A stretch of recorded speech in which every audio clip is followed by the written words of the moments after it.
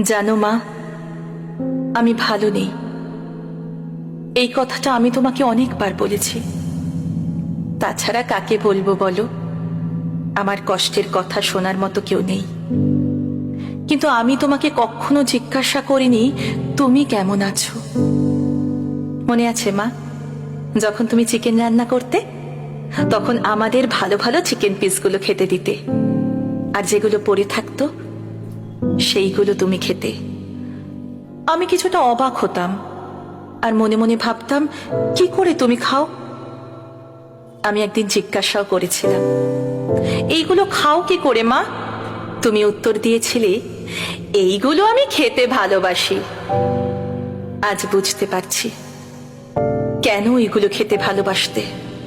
কারণ আজ আমিও মা।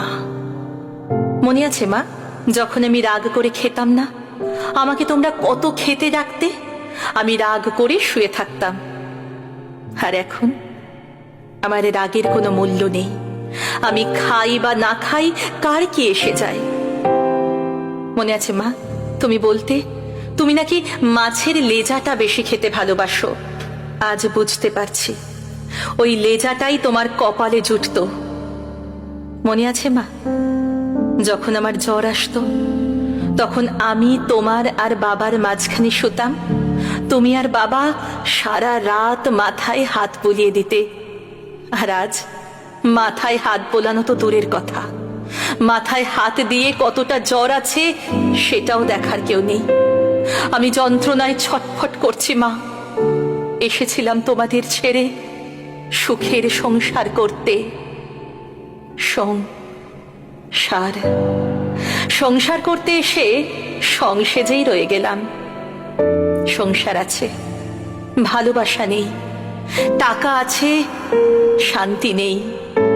সবাই যেন কেমন স্মৃয়মান।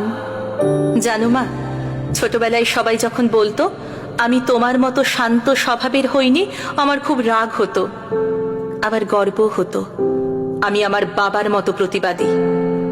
আজ সেই প্রতিবাদী মেয়েটা ধুলোয় মিশে গেছে। সবাই খুশি তো মা। জানো মা, আমি যখন জোর করে হাসতাম, বাবা তখন বকা দিয়ে বলতো, মেয়েদের জোর করে হাসতে নেই। আজ আমি হাসতে ভুলে গেছি মা। এখন আমার হাসতে ভয় হয়, নতুন কোনো অজানা অশান্তির আশঙ্কায়। জানো মা, আগে যেমন সবাই বলতো মানিয়ে নে মা, এখন আমার ছেলে বলছে আমার জন্য একটু মানিয়ে নাও মা। মা, আমাদের কি শুধু মানিয়ে নিতে হবে? আমাদের কি কোনো নিজস্বতা নেই? আমাদের কি ক্লান্তি বলে কিছু নেই? আমাদের কি শান্তি বলে কিছু নেই? কে এই প্রশ্নের উত্তর দেবে মা? জানো মা, মনে হয় কোথাও গিয়ে চিৎকার করে কান্না করি, বুকের ভেতরটা হালকা করার জন্য। মা, আমি কান্না করতে ভুলে গেছি।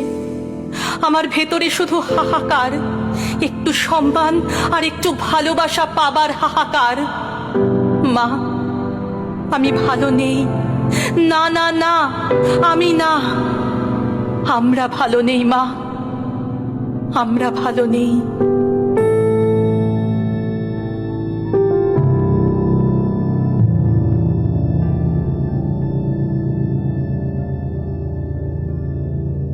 শুনলাম তনুশ্রী পালের রচনা, গার্গী পোদ্দারের কণ্ঠে।